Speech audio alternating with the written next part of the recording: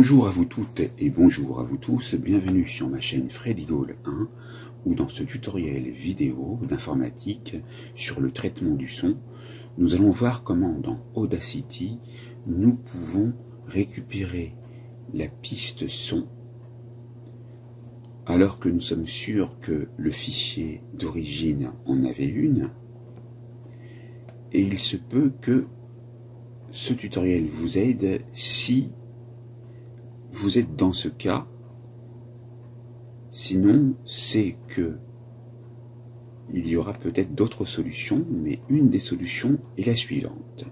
Vous ouvrez le fichier en question dans Audacity et lorsque vous le passez en lecture, vous voyez, il n'y a rien. Je vais donc mettre sur pause et je vais me rendre dans Audio, puis dans Piste Audio, et là, il se peut que vous voyez que la piste audio est désactivée. Dans ce cas, vous allez appuyer sur Piste 1 et vous allez de nouveau donc réessayer de lire la piste. Je vais donc me remettre au début et je vais lancer la lecture. Et nous allons voir s'il y a une différence. Non, moi j'aimerais bien quoi. Eh bien là, vous entendez le son. Donc ça peut être la solution. Et donc dans ce cas-là, n'hésitez pas à utiliser Audacity qui est gratuit. Et si vous voyez que la piste est désactivée, vous pouvez la réactiver avec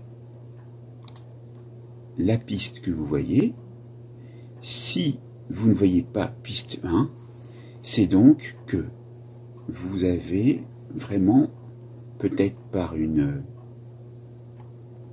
manipulation malencontreuse, supprimé le son et enregistré le fichier sans le vouloir, ou alors c'est que ce fichier il est corrompu. Donc, vérifiez aussi que le son n'est pas coupé, car ça peut être le cas. Donc là, je vais couper le son, par exemple, et je vais lire le fichier.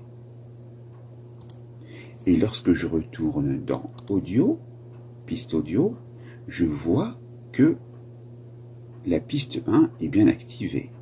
Donc, pour ne plus couper le son, je fais un appui avec le clic gauche de la souris sur couper le son, et je peux donc maintenant relancer le fichier. Nous avons donc vu comment récupérer le son d'un fichier, ici un fichier Wave, avec Audacity. Cette formation